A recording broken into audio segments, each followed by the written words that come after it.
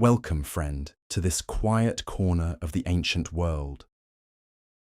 Tonight, we're not visiting gleaming palaces or peaceful gardens. We're walking dusty roads with calloused feet, carrying bronze-tipped spears and leather shields that smell of sweat and fear. Whether you're settling in for the night or just looking to slow the pace of your evening, I'm grateful you're here with me. I'd love to know where you're listening from and what time it is in your corner of the world. There's something oddly comforting about knowing we're all drifting through these ancient stories together, scattered across time zones, but united in curiosity about lives lived so differently from our own. If this kind of gentle historical storytelling helps you unwind, feel free to subscribe. We have many more tales from the dusty crossroads of the past. Now, before we begin, let me paint you a picture. Imagine you're complaining about your job. Maybe it's the commute, the office politics, the demanding boss who never seems satisfied. But what if your workplace was a battlefield where your colleagues might die screaming beside you? What if your boss could have you stoned to death for disobedience? What if your lunch break was interrupted by enemy arrows, and your retirement plan was hoping to survive long enough to see your children grown? Welcome to the life of a soldier in ancient Israel, where serving God and King meant something far more brutal than Sunday morning prayers and patriotic songs. This wasn't the sanitized version of warfare you might remember from Sunday school flannel boards. This was a world where divine commands came with very real consequences, where victory meant slaughter, and where defeat meant your family would be sold into slavery. Over the next parts of our journey, we'll explore exactly why strapping on armor in ancient Israel was often tantamount to signing your own death warrant. We'll discover how religious warfare was far more terrifying than simple conquest, how the concept of total war meant there were no innocent bystanders, and how even victory could leave you spiritually and physically scarred for life. But here's what might surprise you most. Many of the military problems we think are uniquely modern, the psychological trauma, the moral complexity of following orders, the struggle to reconcile faith with violence, all have their roots in these ancient battles fought in the name of the God of Abraham, Isaac, and Jacob. So settle in now. Let the day's tensions fade like morning mist. Tonight, we march with men whose names echo through eternity, but whose daily reality was far harsher than legend suggests. We'll walk in their sandals, carry their burdens, and understand why being chosen by God to fight his battles was both the greatest honor and the most terrible curse a man could receive. First, let's talk about something that would make modern military recruiters weep: the complete and utter lack of choice that defined military service in ancient Israel. If you think your draft notice was bad, imagine living in a world where God himself could command entire populations to take up arms, where refusing meant not just imprisonment or exile, but divine judgment that could follow your family for generations. In ancient Israel, military service wasn't a career path or a patriotic duty you could debate over dinner. It was a religious obligation, as binding as keeping the Sabbath or offering sacrifices at the temple. When the trumpet sounded, when the tribal elders called for assembly, when the prophet declared that the Lord had commanded war, you went. Your personal feelings about violence, your family obligations, your harvest waiting in the fields, none of it mattered.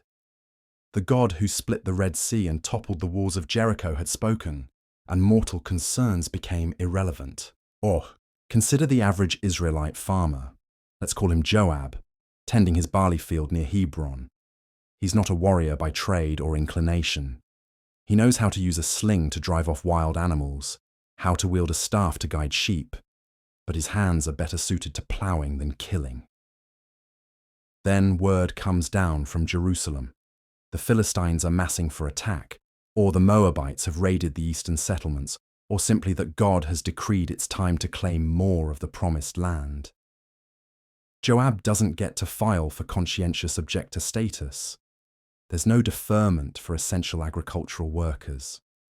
Within days, sometimes hours, he must abandon his crops, kiss his wife and children goodbye, and join the assembly of Israel's host. His farming tools become weapons, his work clothes become a soldier's gear, and his peaceful life becomes a memory that may never return. The biblical accounts make this sound glorious, divinely ordained, part of God's great plan for his chosen people.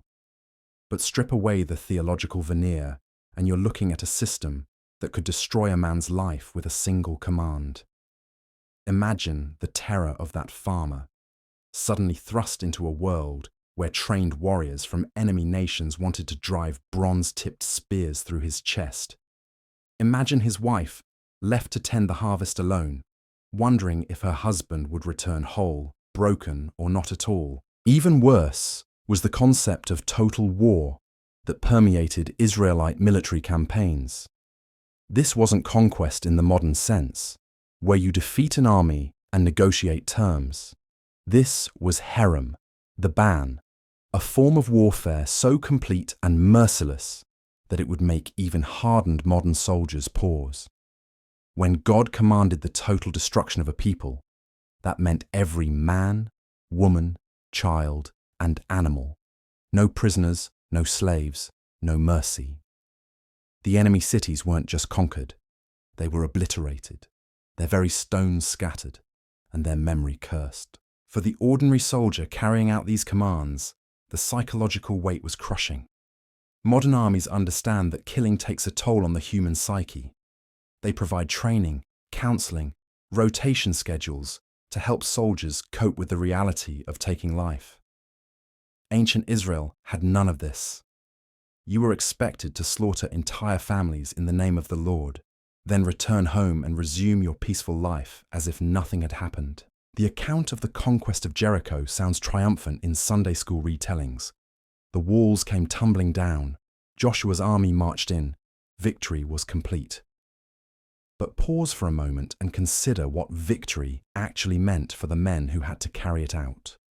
After the walls fell, every soldier in that army became an executioner. They went house by house, family by family, killing everyone they found. Not soldiers, mind you, but bakers and weavers and children and grandparents who had simply been born in the wrong city at the wrong time. Try to imagine the scene. An Israelite warrior, perhaps a shepherd from the tribe of Benjamin, kicking down the door of a Canaanite home. Inside, a family huddles in terror. Maybe a mother clutching her infant, an old man trying to shield his grandchildren. The warrior knows these people have done nothing to him personally, but God has commanded their destruction, and to disobey is to risk not just military discipline, but divine wrath. How does a man sleep after a day like that? How does he return to his own children without seeing the faces of the children he killed? How does he worship the same God who commanded such slaughter while also preaching love and justice? The biblical narratives don't dwell on these questions because they're written from the perspective of divine command and tribal survival. But for the individual soldiers, the human cost was enormous. You were transformed from farmer or shepherd or craftsman into an instrument of divine judgment, and that transformation left scars that no amount of victory celebration could heal. And then there was the constant, grinding fear that came with religious warfare. In secular conflicts, you might worry about defeat, injury, or death. In Israel's holy wars, you also had to worry about offending God. One small act of disobedience, one moment of cowardice, one failure to follow the precise letter of divine command could bring judgment not just on you, but on your entire unit, your tribe, even the whole nation. Remember Achan, the soldier who kept some forbidden plunder after the conquest of Jericho. His personal sin caused Israel's defeat at Ai, leading to unnecessary deaths and military disaster. When his crime was discovered, he and his entire family were stoned to death and burned, their bodies buried under a pile of rocks as a warning to future generations. Every soldier in Israel's army knew this story. They knew that the God who commanded them to fight could just as easily command their destruction if they stepped out of line. This created a level of military discipline that was both absolute and terrifying. You didn't just have to obey your human commanders, you had to perfectly fulfill what you believed were God's expectations. And since divine will was often interpreted through prophets, priests, or kings who might have their own agendas, you never knew when your faithful service might suddenly be redefined as rebellion against the Almighty. The equipment itself tells a story of hardship and danger. While enemy nations like the Philistines had iron weapons and armor, early Israelite soldiers often went into battle with Bronze Age technology, farming tools hastily converted to weapons, and whatever protective gear they could cobble together. The famous story of David and Goliath isn't just about faith triumphing over might. It's about the technological disadvantage that Israelite warriors faced regularly. Picture our farmer Joab again, standing in the battle line with a wooden spear tipped with bronze, a leather shield that might stop a glancing blow but would be useless against a direct strike, and perhaps a bronze helmet if he was lucky. Across the field, Philistine warriors advance in formation, their iron swords gleaming, their bronze armor catching the sun, their confidence born from superior equipment and professional training. The Israelites' advantage was supposed to be divine favor, but that's cold comfort when facing a rain of iron-tipped arrows or the charge of armored chariots. Faith might move mountains, but it didn't necessarily stop spear points, and many faithful Israelite soldiers learned that lesson in their final moments. The logistics of ancient warfare added another layer of misery to military service. There were no supply lines as we understand them, no field kitchens, no medical corps. Soldiers carried what they could, foraged for what they needed, and hoped their wounds wouldn't fester. Campaigns could last months or even years, with men living rough, eating poorly, and watching friends die, not just from enemy action, but from disease, infection, and simple exhaustion. Water was a constant concern in the arid climate of ancient Palestine. Armies moved from well to well, spring to spring, always vulnerable to enemies who might poison or control their water sources. Food was whatever could be taken from conquered territories or carried in supply trains that were themselves vulnerable to attack. Medical care was primitive at best. A serious wound meant either a miraculous recovery or a slow, agonizing death. And through all of this, the ordinary soldier had to maintain not just physical discipline, but spiritual purity. The army of Israel wasn't just a military force. It was a religious community in motion. Ritual cleanliness, dietary laws, Sabbath observance, all had to be maintained even in the midst of campaign. Break these religious obligations, and you risked being cut off from the camp, left defenseless in enemy territory. The psychological pressure was immense. You were fighting not just for territory or plunder, but for the glory of God and the survival of His chosen people. Defeat wasn't just a military setback, it was a sign of divine displeasure. Victory wasn't just conquest, it was proof of God's favor. Every battle was a religious test, every campaign a trial of faith, every moment of combat a chance to either glorify the Almighty or bring shame upon His name. As we continue our journey through the harsh realities of ancient warfare, we'll discover that even the greatest victories came with costs that would haunt the survivors for the rest of their lives. Because in the end, being chosen by God to fight His battles meant carrying burdens that went far beyond the weight of bronze armor and wooden shields. Sleep came hard for soldiers in ancient Israel, if it came at all. Picture the scene. You've survived another day of marching through the Judean wilderness, your feet bloody from walking over stones that could cut through leather sandals like knives. Your throat burns from dust and thirst.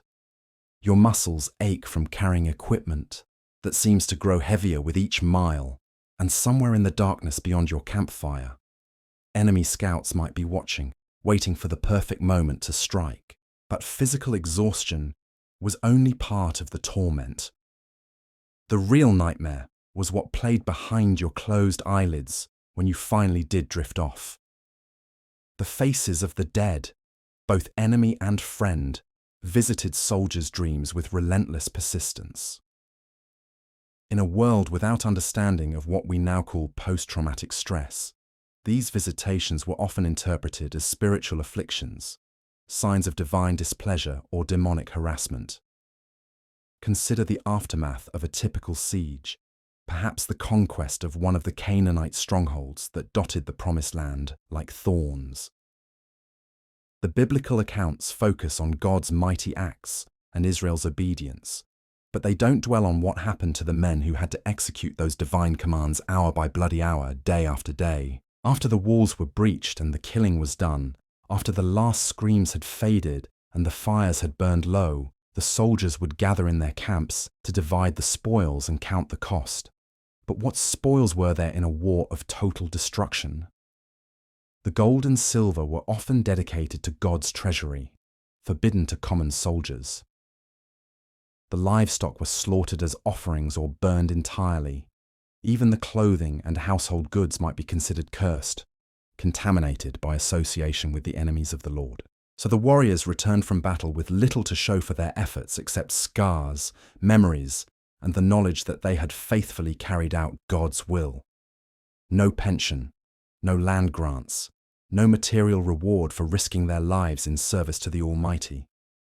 They went back to their farms and workshops, expected to resume normal life, as if they hadn't spent weeks or months as instruments of divine judgment. But here's what made it worse: doubt. Every soldier, no matter how faithful, must have wondered at some point whether they were truly fighting God's battles or simply serving the ambitions of earthly rulers who claimed divine mandate. When King Saul commanded the complete destruction of the Amalekites, when David's expansion wars stretched far beyond the original boundaries of the Promised Land, when later kings used religious language to justify purely political conflicts, how was an ordinary warrior to distinguish between genuine holy war and royal manipulation? The prophet Samuel's condemnation of Saul for sparing Agag, king of the Amalekites, illustrates this terrible dilemma. Saul thought he was being merciful, perhaps even wise, by keeping the enemy king alive and preserving the best of the captured livestock for sacrifice to God.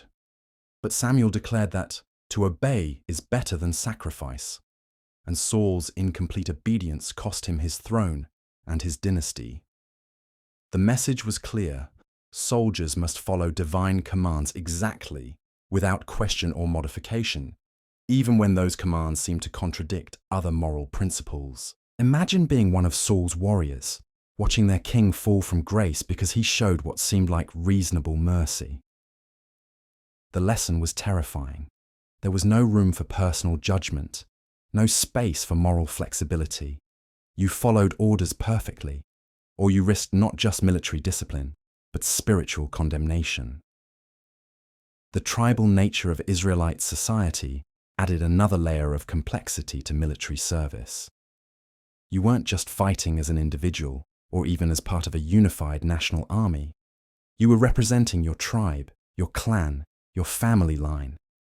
Cowardice didn't just shame you personally, it brought dishonor on everyone who shared your blood. Heroism could elevate your entire lineage, but failure could mark your descendants for generations. This created intense pressure for individual acts of bravery that often bordered on recklessness. The famous champions who stepped forward to face enemy heroes in single combat weren't just showing personal courage, they were carrying the honor of their people into battle. When David faced Goliath, he wasn't just a shepherd boy with a sling. He was the representative of all Israel, and his victory or defeat would be interpreted as a sign of God's favor or displeasure toward the entire nation. But for every David who triumphed, how many nameless warriors fell attempting similar acts of heroism? The biblical accounts preserve the victories and the divine interventions, but they don't dwell on the failures, the champions who stepped forward with equal faith and courage only to be cut down by superior skill or simple bad luck. The seasonal nature of ancient warfare created its own particular hardships. Campaigns typically began after the spring planting and continued through the summer and early fall, ending before the winter rains made travel nearly impossible. This meant that farmers and shepherds were called away from their livelihood precisely during the months when their labor was most crucial for family survival.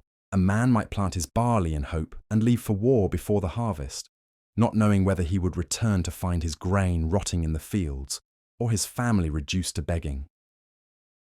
Women and children left behind faced the impossible task of maintaining farms and herds without their strongest workers, often while living under the constant threat that enemy raiders might strike the undefended settlements.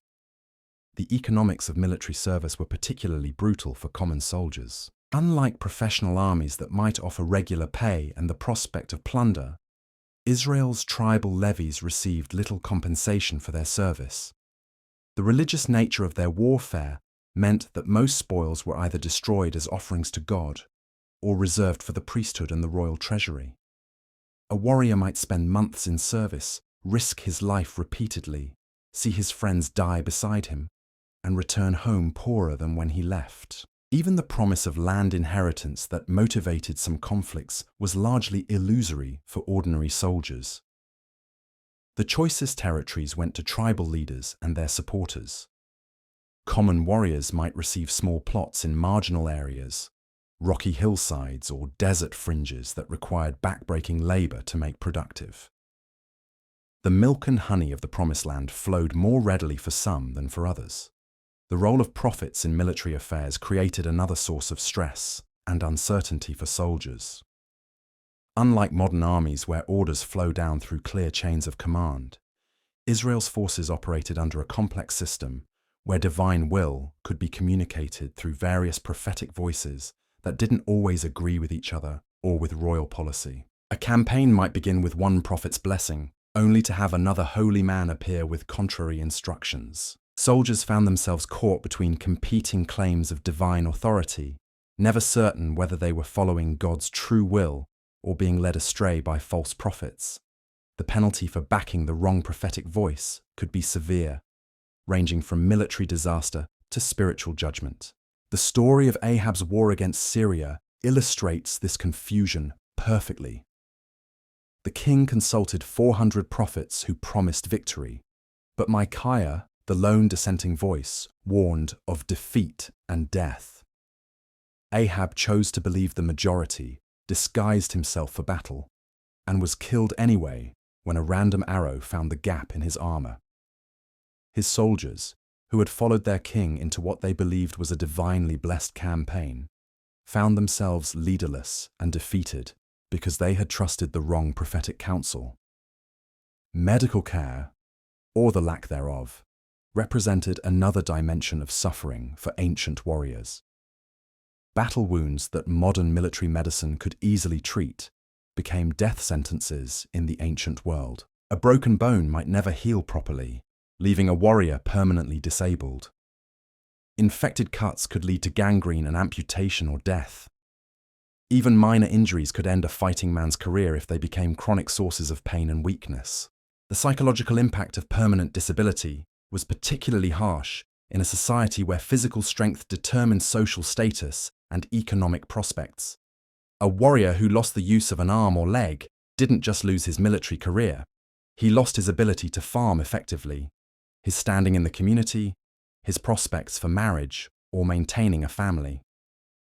Many disabled veterans probably ended their days as beggars, dependent on charity or family support. Their service to God and country forgotten in the daily struggle for survival. Disease posed an even greater threat than enemy weapons. Armies camped in close quarters, with poor sanitation were perfect breeding grounds for epidemics. Dysentery, typhoid, and other infectious diseases could kill more soldiers than combat, sweeping through camps like divine plagues. The biblical accounts mention several instances where disease decimated military forces, sometimes interpreted as divine judgment for sin or disobedience. The spiritual dimension of illness added another layer of suffering. Physical ailments were often seen as signs of divine displeasure or demonic attack. A soldier who fell sick might be shunned by his comrades, viewed as spiritually unclean or cursed. Recovery was seen as a sign of God's favor, while chronic illness suggested ongoing sin or spiritual failure. And through all of this, the ordinary warrior was expected to maintain his faith, his courage, and his obedience to divine command. There were no chaplains to provide comfort, no counselors to help process trauma, no support systems to help families cope with loss and disability. You carried your burdens alone, found strength where you could, and hoped that your service would be remembered favorably when you stood before the judgment seat of the Almighty. The irony was profound. Fighting in God's army was supposed to be the highest honor an Israelite could achieve, yet it often led to suffering that seemed incompatible with divine blessing. Victory brought its own problems.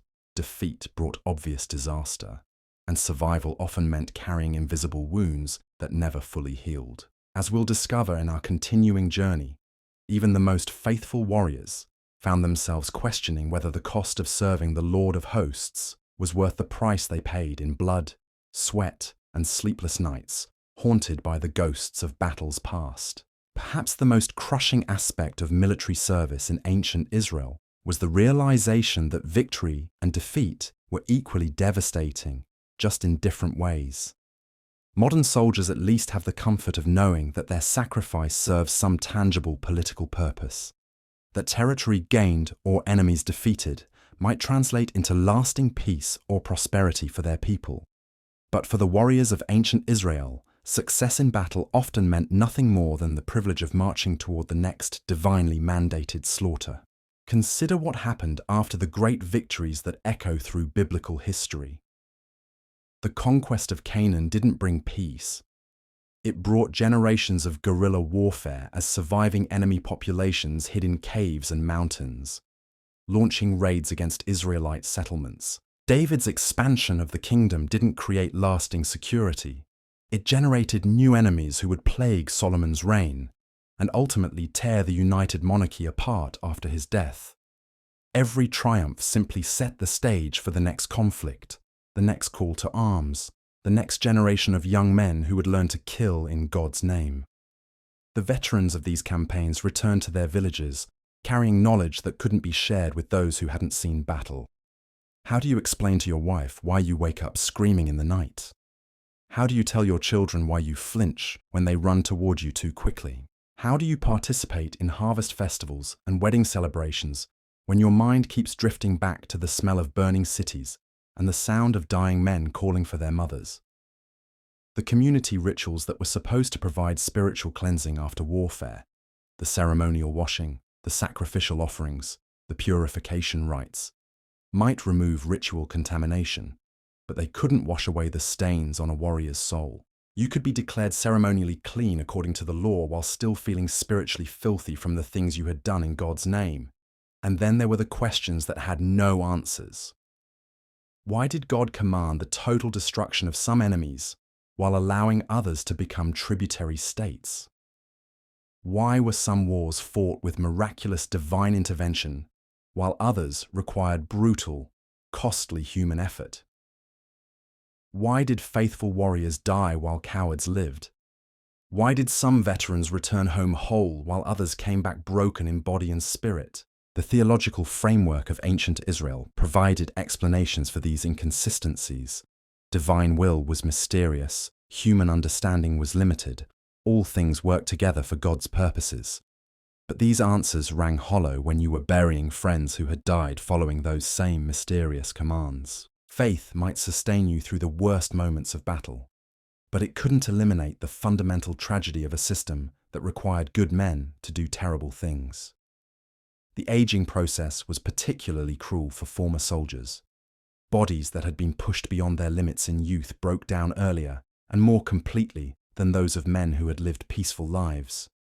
Old wounds ached in cold weather, serving as constant reminders of campaigns fought decades earlier. Memories that had been suppressed during active service surfaced in later years, bringing with them all the unprocessed grief and trauma of a lifetime spent in violence. Yet perhaps the most heartbreaking aspect of military service in ancient Israel was the way it corrupted the very faith it was supposed to serve. Young men who had entered warfare with genuine devotion to God often found their beliefs twisted by the demands of religious violence. The God of mercy and justice became associated with slaughter and destruction. Prayer became a tool for seeking victory over enemies rather than communion with the divine. Scripture became a weapon for justifying actions that, in any other context, would be recognized as atrocities. This spiritual corruption didn't happen all at once. It crept in gradually, almost imperceptibly. A warrior might begin his service with clear moral boundaries, determined to maintain his integrity even in the midst of necessary violence. But warfare has a way of eroding such distinctions. When survival depends on killing quickly and efficiently, when hesitation can mean death for yourself and your comrades, when enemy children might grow up to become future threats, moral clarity becomes a luxury you can't afford. The veterans who managed to maintain their humanity did so at enormous personal cost. They carried the weight of moral compromise, the knowledge that they had participated in actions that violated their deepest beliefs about right and wrong. Some found solace in the conviction that they had been following divine commands, that their personal moral qualms were irrelevant in the face of God's will. Others struggled with doubt, wondering whether they had been instruments of justice or simply tools of tribal expansion disguised as religious duty. The family relationships of military veterans added another dimension to their suffering. Children who barely remembered their fathers before they left for war had to adapt to men who returned changed, hardened, sometimes violent or withdrawn. Wives who had managed households and raised families alone for months or years found it difficult to readjust to having their husbands home, especially when those men brought with them the emotional baggage of combat trauma. Many marriages didn't survive the strain. Some warriors came home to find their wives had given them up for dead and remarried. Others returned to discover that their families had been forced to sell their land or belongings to survive during their absence. The promised blessings of military service, honor, divine favor, tribal recognition, often proved insufficient compensation for the practical losses that warfare inflicted on soldiers' personal lives. The cycle of violence was perhaps the most tragic aspect of all. Boys who grew up hearing stories of their fathers' and grandfathers' military exploits naturally aspired to similar glory. They saw the honors given to veterans, heard the songs celebrating famous victories, and dreamed of the day when they too would serve in God's army.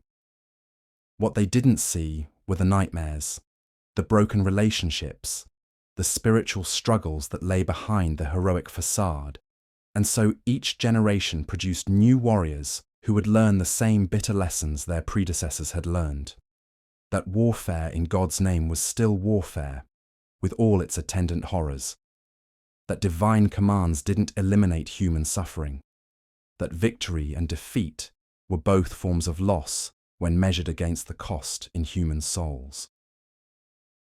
As we reach the end of our journey through the harsh realities of military service in ancient Israel, we're left with a profound irony. The very people chosen by God to be a light to the nations, a kingdom of priests and a holy nation, found their holiness tested and often corrupted by the violence required to establish and maintain their promised inheritance. The warriors who fought to secure the land flowing with milk and honey often found their own lives bitter with experiences that no amount of divine blessing could sweeten. Yet perhaps there's a lesson in their suffering, a truth that transcends the specific circumstances of ancient warfare. The cost of violence, even violence undertaken for the highest motives, is always paid by those who must carry it out. The burden of necessary killing falls on individual souls who must somehow find a way to live with what they've done. And the communities that send their young men to war must reckon with the broken human beings who return, if they return at all. The soldiers of ancient Israel served a God who promised them victory, but victory came at a price that the promise didn't mention. They fought for a cause they believed was righteous, but righteousness didn't shield them from the moral complexity and spiritual damage that warfare inflicts on those who wage it.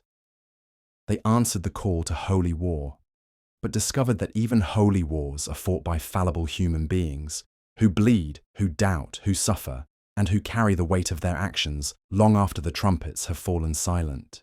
So as you drift towards sleep tonight, far from the dust and blood of ancient battlefields, remember those who marched when duty called, who fought when faith demanded, and who paid the hidden costs of serving a cause greater than themselves. Their stories remind us that courage and sacrifice come in many forms, and that sometimes the greatest act of service is simply surviving the burden of what you've been asked to do. Rest well, knowing that the battles of ancient Israel are long finished, their warriors long at peace. The swords have been beaten into plowshares, the spears into pruning hooks, and the God who once commanded war now offers rest to all who are weary and heavy laden. Let their struggles fade into the gentle darkness of memory, and let sleep come soft and undisturbed by the echoes of ancient warfare.